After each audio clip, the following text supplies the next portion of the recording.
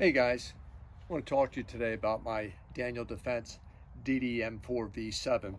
I know there's a million videos out there on AR-15s, and I'm not going to do a review of the AR. It shoots great. I've shot 55 grain, 62 grain, 69 grain, 223s, 5.56s, every brand. I probably have 500 rounds through it, no malfunctions. And there's plenty of ARs out there that'll do that. When I had mine, when I purchased this, was to have fun. The club that I belong to has a AR pit that goes out to 200 yards, and you can hang steel targets, paper targets, and it's just fun to run through there. One of the things I didn't like about this was the mil-spec trigger. I felt that it was very heavy with a lot of creep, so I swapped it out with this, I think they call it Geisel SDE, and this one's a two-stage that's 3.5 pounds, and I went with the flat face trigger, and it really cleaned it up. The other thing I put on it was an aim point red dot and a Blue Force Vickers strap. Also, I added a Harris bipod to it, and the reason I did that is I wanted to try to get good grouping with it. Holding it in your hands, shooting out to 80 yards and hitting steel silhouette targets, IPSAC targets is relatively easy, and it's a lot of fun. But I wanted to see what the capabilities of this weapon were as a target gun. It's also worth mentioning that's a 16-inch barrel on here. So I have a target here I'll share with you that I just took regular ball ammunition, 55 grain. It was Winchester ammunition, and from the prone position, you can see here, these are the yellow circles, 1, 2, 3. It's approximately 3 inches at 100 yards, which is what everybody said, that would do.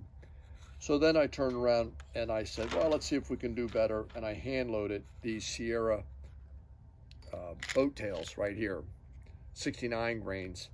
And believe it or not, I picked up the brass at the range off the ground. It happened to be Norma brass. It was laying all over, and this was the finished product, these 69 grains. It fed really well when I was shooting it, and on my first try, here's my 100-yard group. It's 0.809, and I was in the prone position shooting off the bipod, so I'm really pleased with that. I mean, I have deer rifles that don't do that with a scope on it. It's very difficult to see past 100 yards with a red dot. One of my buddies has an AR-15 where he has the primary arms. I think they call it the PLX on there, and that thing shoots. That thing shoots out to 500 yards, no problem. So that might be my next step. Overall, I'm satisfied with the gun and what its capabilities are. I'm not going to change anything else on it. I've heard some people complain about the furniture on this, but that's a personal thing. It's not that big of a deal to me. I like running the 20-round magazines in it because when you're in the prone position, it doesn't hit the ground. I have 30-round magazines for it, but again, I bought this to have fun, and I'm definitely having a lot of fun with it.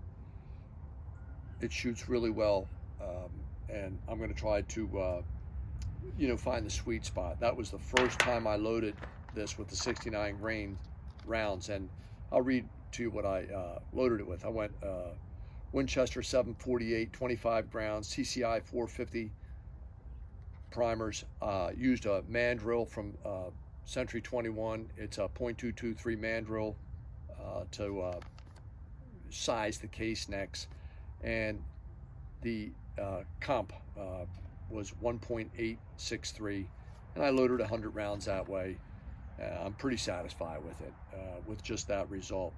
I'll tweak it a little bit, see if I can get a little better, and we'll go from there. If you have any questions about this, feel free to put it in the comment sections, and I'll do my best to answer it. Have a great day.